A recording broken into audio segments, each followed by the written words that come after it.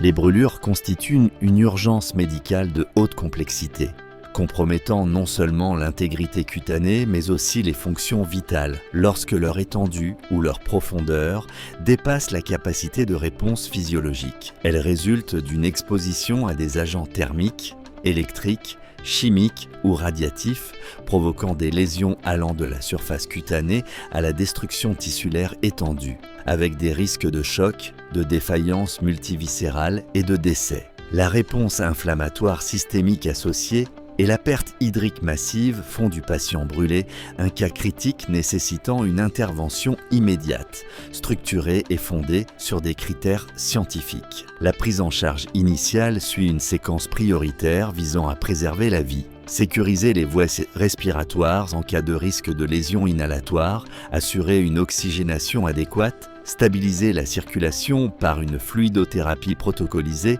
et prévenir l'hypothermie. L'évaluation précise de la surface corporelle atteinte et de la profondeur des lésions permet d'établir un pronostic et de guider le traitement, incluant une analgésie efficace, une couverture protectrice, le contrôle de la douleur et la prévention des infections. Dans les cas complexes comme les brûlures électriques ou chimiques, la prise en charge doit être adaptée à la physiopathologie spécifique pour éviter des complications graves telles que la rhabdomyolyse, les arythmies létales ou la nécrose progressive. Soigner un patient brûlé ne se limite pas à appliquer des protocoles. C'est comprendre la biologie complexe du traumatisme thermique et anticiper la cascade de complications métaboliques, respiratoires et hémodynamiques.